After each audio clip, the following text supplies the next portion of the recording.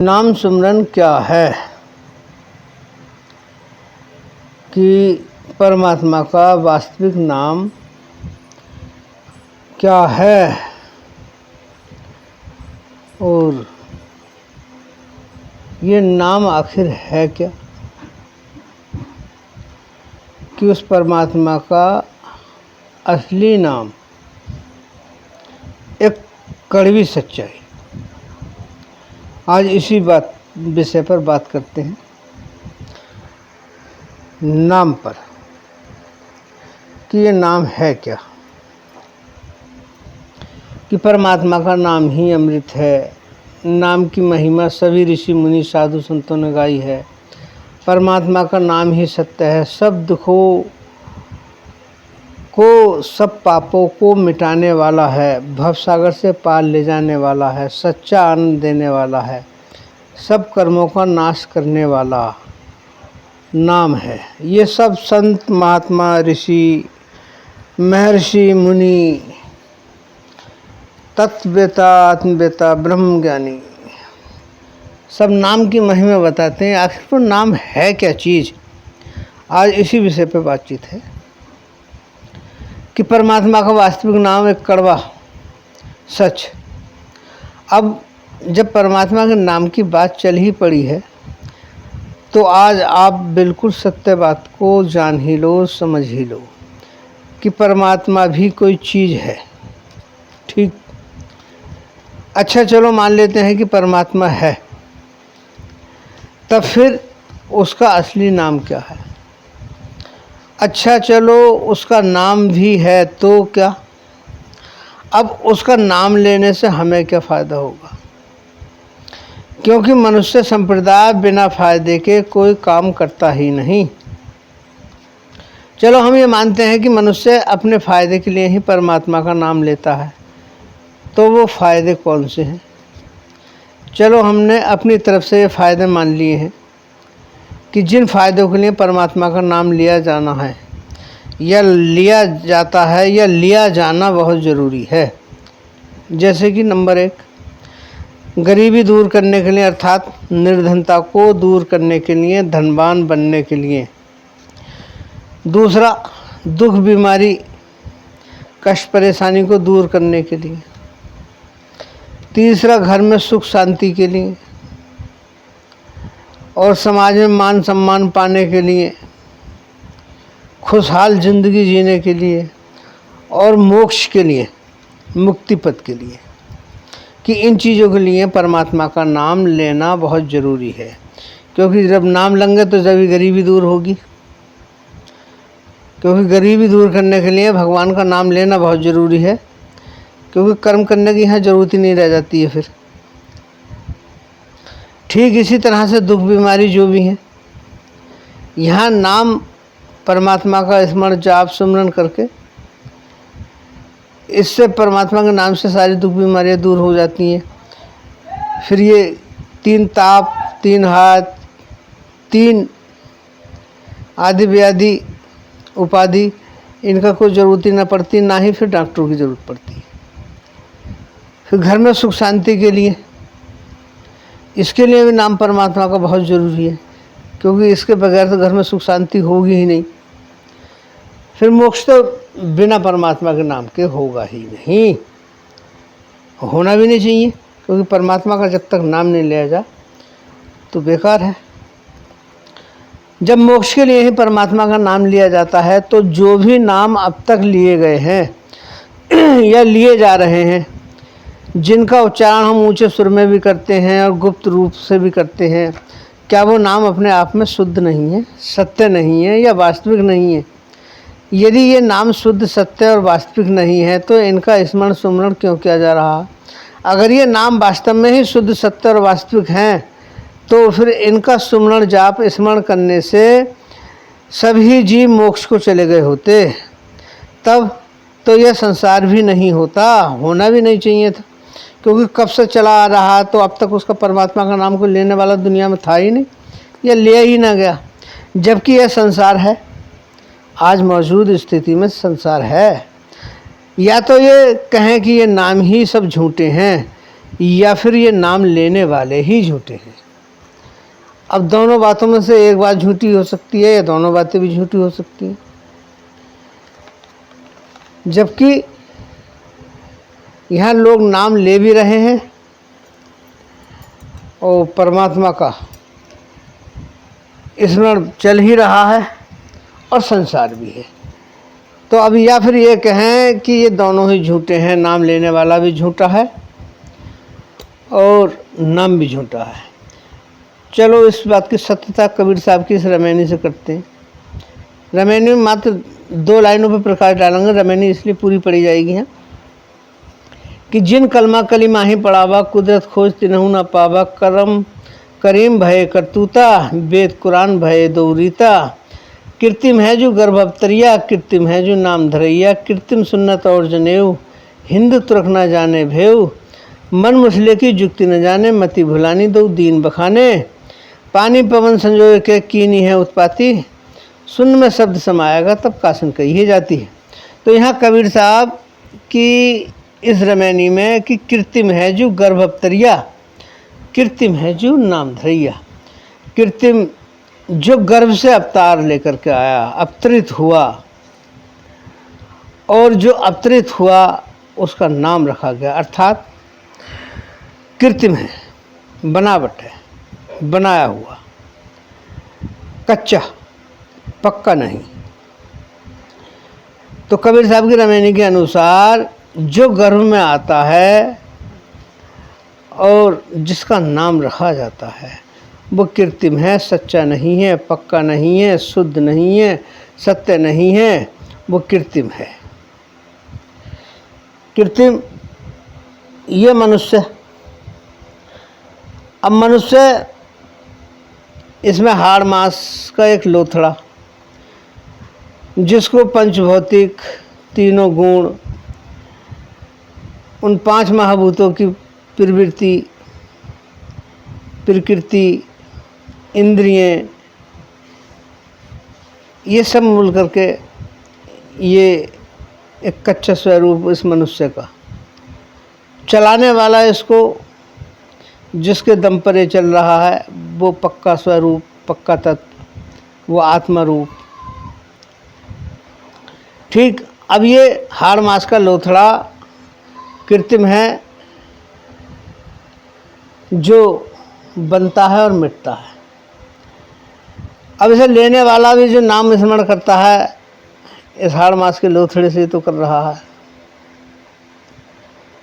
और इस मनुष्य ने ही अपने बुद्धि के आधार से यहाँ जो एक बोलचाल की भाषा है, जहाँ शब्दों का जो प्रयोग होता है, जिन अक्षरों का ज्ञान करा है, उसी को अपनी भाषा में प्रयोग करता है।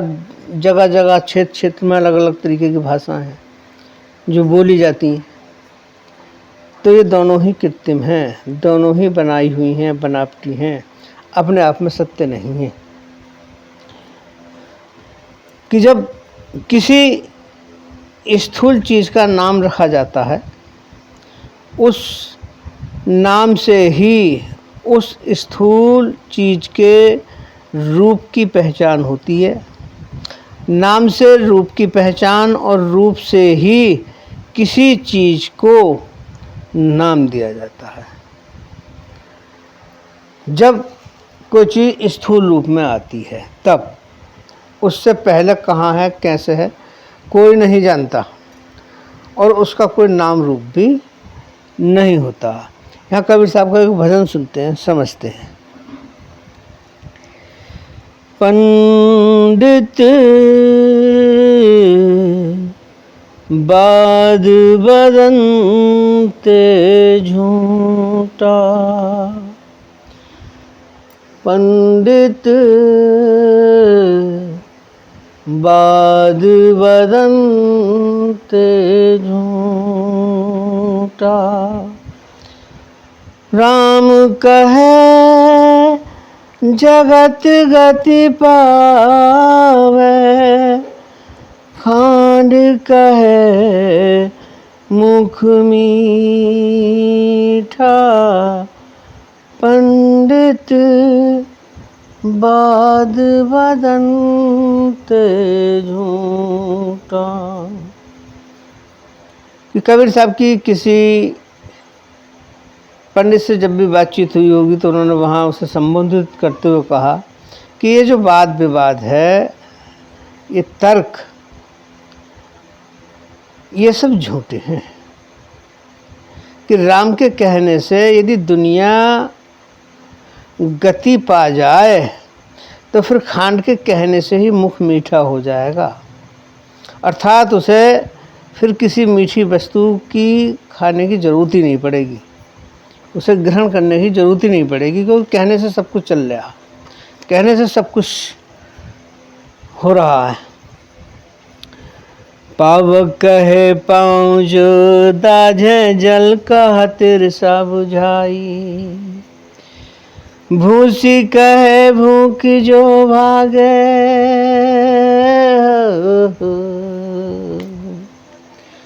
भूसी कहे भूख जो भागे, सब कोई तिर जाई, पंडित बाद बदंते झूठा। कि आग के कहने से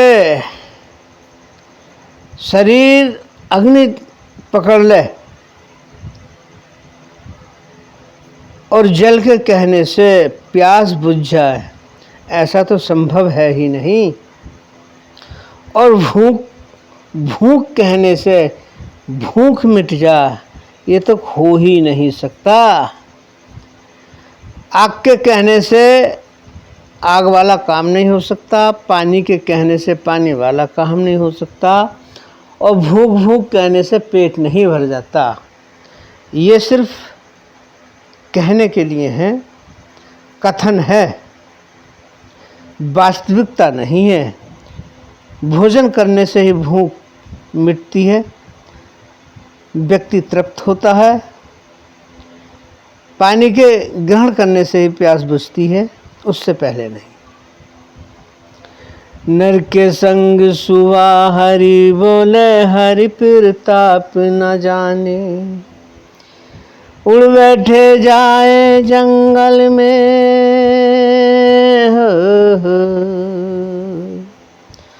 उड़ बैठे जाए जंगल में, बौरी सूरत नाने, पंडित बाद बदंते झूठा।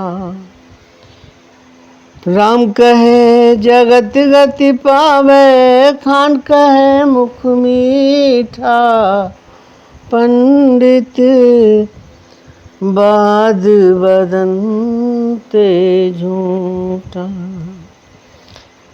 जैसे कोई मनुष्य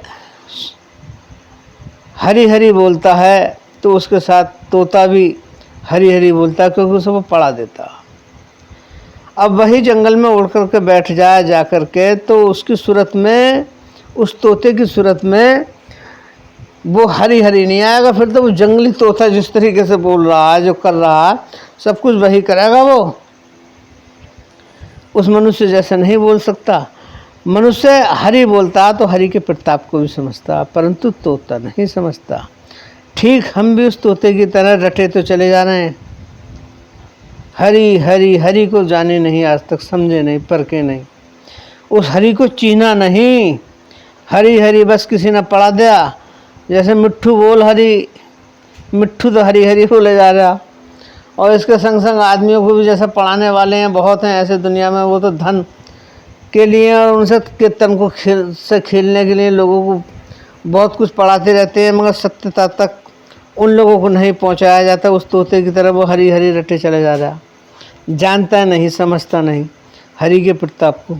तो बताओ कहाँ उसे लाभ प्राप्त होगा और क्यों वो अपने सत्य पद में पहुंचेगा। बिन देखे बिन नाम लिए से अरस परस का होई, बिन देखे बिन नाम लिए से अरस परस का होई। धन के कहे धनिक जो होई हो, धन के कहे धनिक जो होई, निर्धन रहे न कोई, पंडित बाद बदनते झूठा। कि बिन देखे बिन नाम लिए से अरस परस क्या हुई। कि जब तक किसी का स्पर्श नहीं करा जाए तब तक उसे एहसास नहीं होता। बिना उसके नाम लिए से कोई व्यक्ति उसकी तरफ मुड़कर नहीं देखता। तो यहाँ उस नाम को जानना है कि वो आखिर वो नाम क्या है जिसको संसार भजता है, स्मरण करता है, उसका सत्यता को नहीं जान पाता। उसकी नाम नाम के लिए तो दुनिया कहती चली आई और कह रही है, और बहुत संत महंत अपने अपने तरीके से नाम रटवा भी रहे हैं, जपवा भी रहे हैं। इसी विषय पर आगे चलकर लंबी चर्चा करेंगे। सांची प्रीति विषय मायासु, हरि भक्ति सुहासी। सांची प्रीति विषय मायासु, हरि भक्ति सुहासी। कह कबीर हरि नाम बिन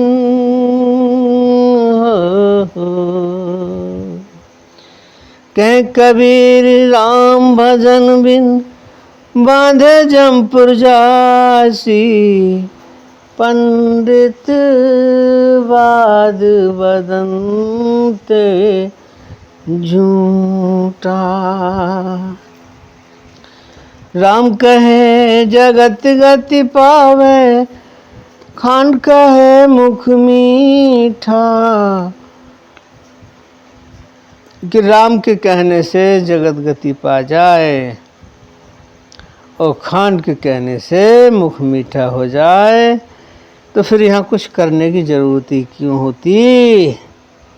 कि सांची प्रीत विषय मायासु, अर्थात इस संसार के जो भौतिक पदार्थ हैं उनके भोग भोगने के लिए जो साधन चाहिए, जो ज़रूरतें चाहिए, प्रीति मनुष्य ने उनके साथ जोड़ रखी है।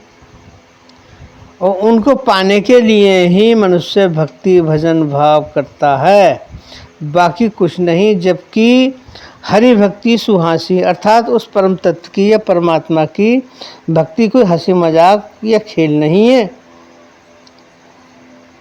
बहुत बड़ी बात है उस परम तत्व को जानने की।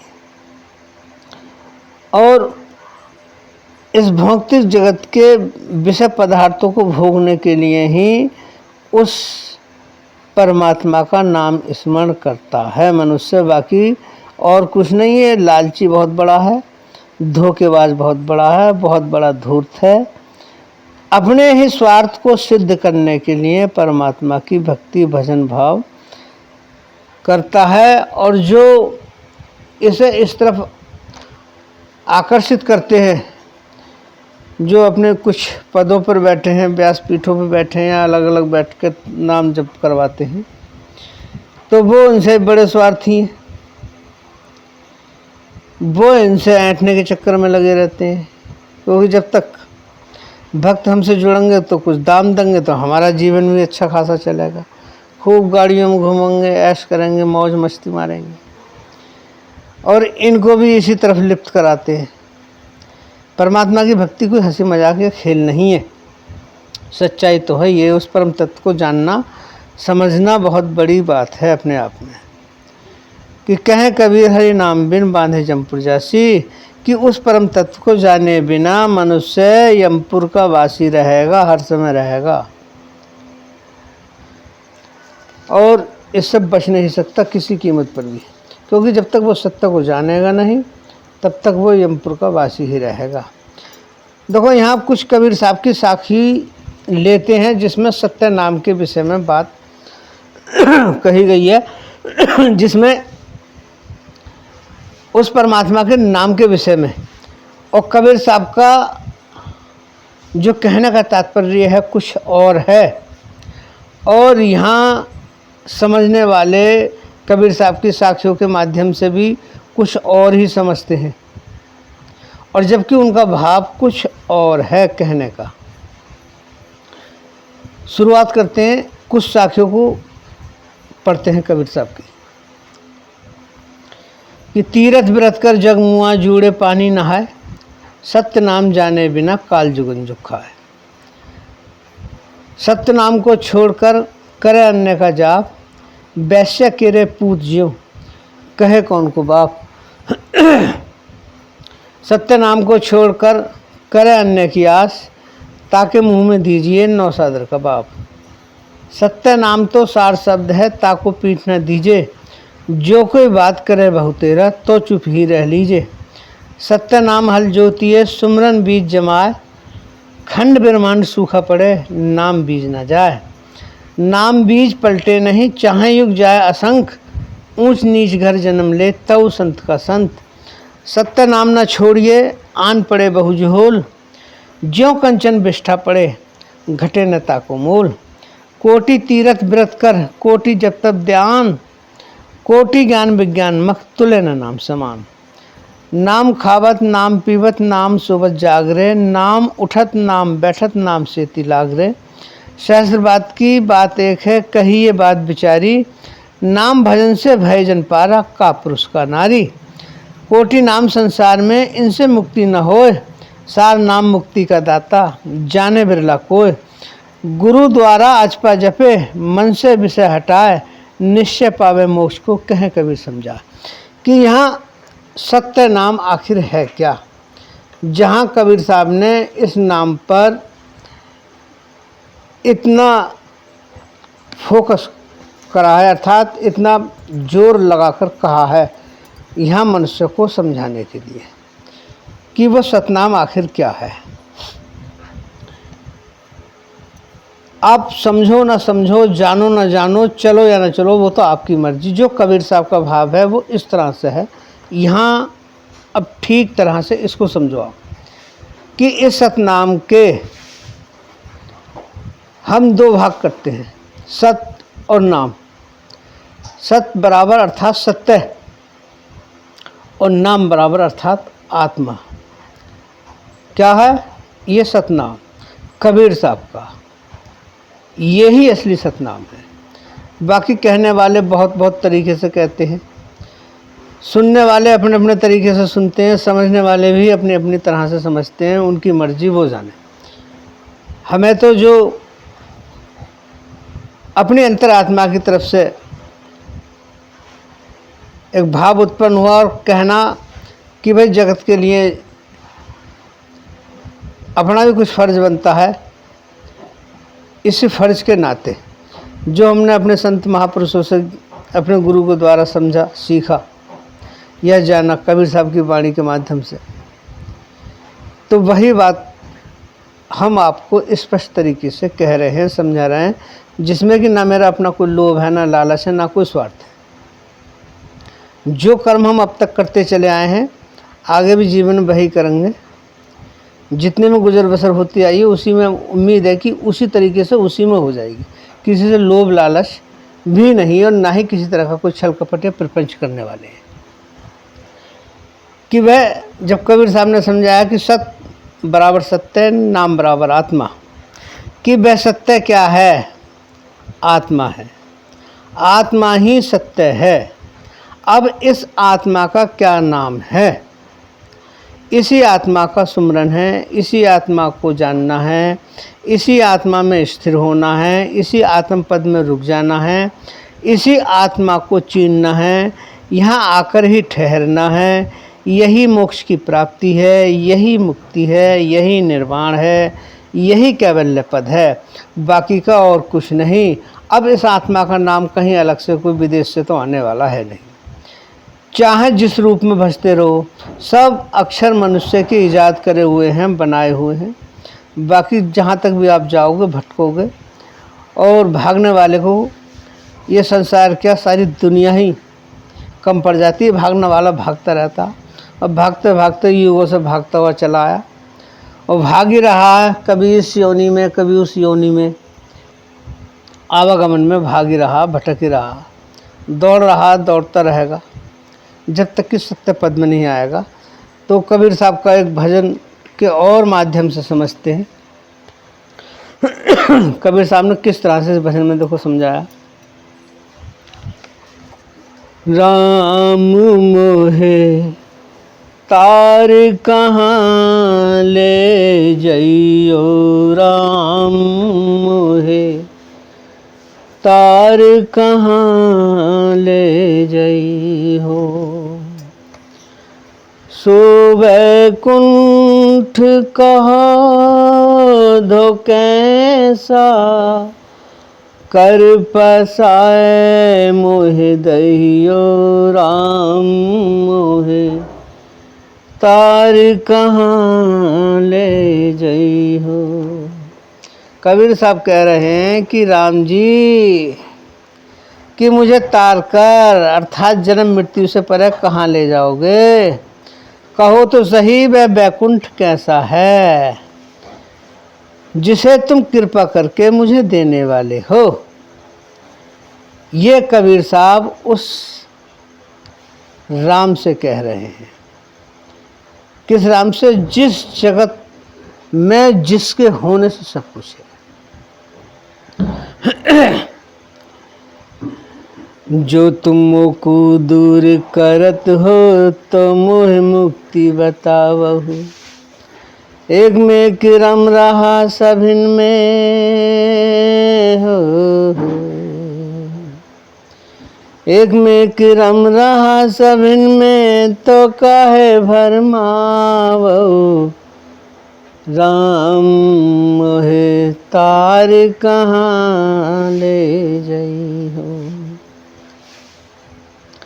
अब कबीर साहब कह रहे हैं कि अगर तुम मुझको दूर करना चाहते हो, तो फिर मुझे मुक्ति बताओ कि मुक्ति क्या है, कहाँ है और कैसी है।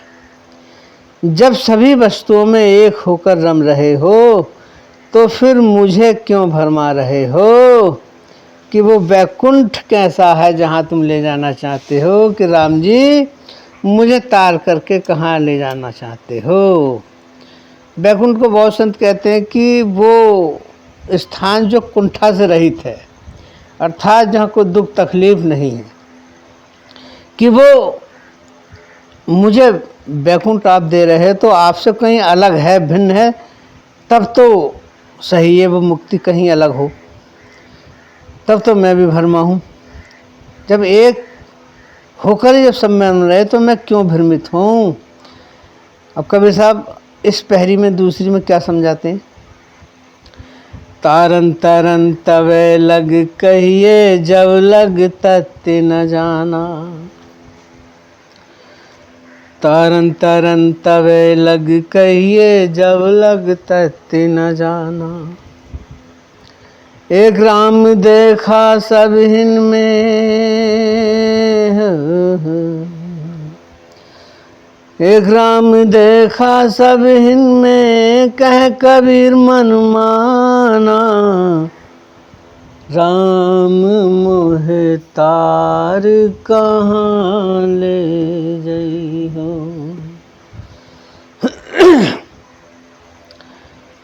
सो वैकुंठ कहो धो कैसा, कर पसाय मोह दहियो। राम मोहि तार कहाँ ले जइयो।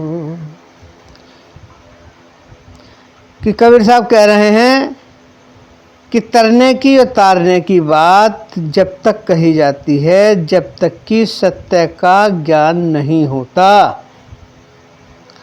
अर्थात तत्व का ज्ञान नहीं होता, ब्रह्म का ज्ञान नहीं होता, आत्मा का ज्ञान नहीं होता, तब तक तो बात ये उचित होती है कि हाँ भाई तरना है और तारना है, इस पार से उस पार जाना है।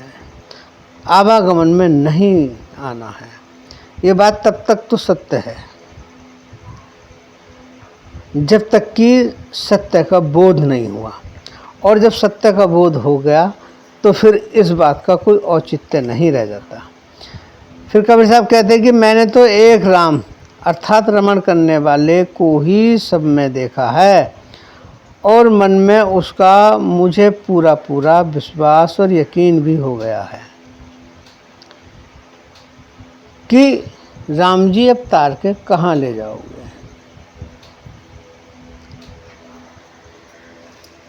कबीर साहब इस तरह से इस पद में समझाते हैं कि तरन तारने की बात तो तभी तक मानी जाती है जब तक कि तत्व को नहीं जाना जाता। यहाँ कबीर साहब अब एक पद में और समझाते, इस पद को ले लेते। बहुरी हम काहे को आवेंगे, बहुरी हम काहे को आवेंगे, बिछड़े पांच तत्व की रचना तब हम राम ही पावेंगे, बहुरी हम काहे को आवेंगे। कि कबीर साहब कह रहे हैं कि हम फिर क्यों आएंगे जब पांच तत्व की रचना बिछड़ जाएगी, बिगड़ जाएगी, तब हम उस राम को ही पा जाएंगे। वो तब हम उस राम को किस तरह से पाएंगे कि कबीर साहब यहाँ इस पहरी में इस तरह से समझा रहे हैं। पृथ्वी का गुण पानी सूखा पानी तेज मिलावेंगे, तेज पवन मिल पवन शब्द मिल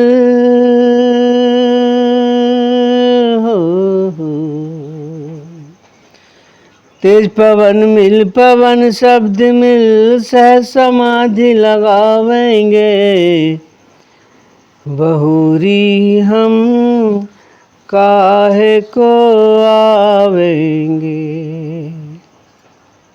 कि हम फिर क्यों आएंगे कि पृथ्वी का गुण पानी सूख लेगा और पानी को अग्नि के गुण तेज में मिलाएंगे, और तेज को पवन में मिलाकर अर्थात वायु में मिलाकर, और पवन को आकाश के गुण शब्द में मिलाकर हम सहज समाधि लगाएंगे। कि हम फिर क्यों आएंगे, हमें क्या जरूरत पड़ी है यहाँ आने की, बार बार भटकने की। अगली पहरी में कबीर साहब समझाते हैं, जैसे बहु कंचन के भूखन एक ही थाल तवावेंगे, ऐसे ही हम लोग वेद के बिछड़े, ऐसे ही हम लोग वेद के बिछड़े सुन्नी माही समावेंगे, बहुरी हम काहे को आवेंगे। कि जैसे कंचन अर्थात सोने के बहुत सारे गहने आभूषण एक ही बर्तन में डाल करके तपाए जाते हैं पिघलाकर, और अंत में वे सोना ही हो जाते हैं आकार रहित।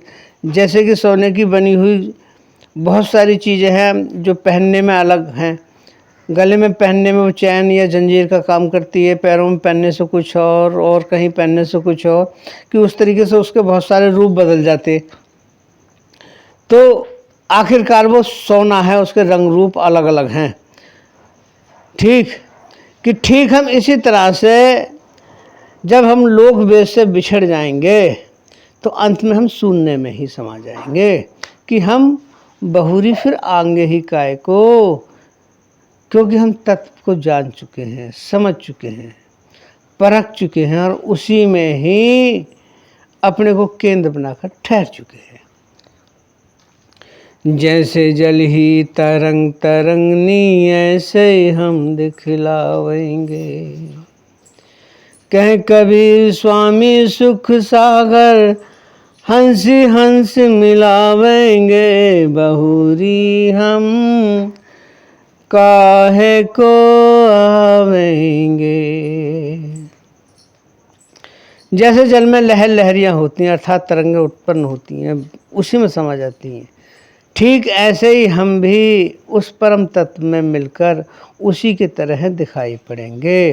कबीर साहब कहते हैं कि हमारा जो स्वामी आनंद का खजाना है, वह हंस को हम अपने ही हंस पद में अर्थात आत्म पद में ही जो परम पद है अर्थात जो परमात्मा है उसी में मिलाएंगे, अर्थात उस आत्मा का जो व्यापक रूप है उसी में ही ठहर जाएंगे। तो हम फिर क्यों आएंगे, हमें आने की ज़रूरत ही क्या पड़ी है। हम अपने को उस सत्य पद में ही स्थापित कर देंगे, हम फिर नहीं आएंगे, यही सत्य है। बाकी आप जानो, आपका जाने काम, अपना जो कहना था कह चले।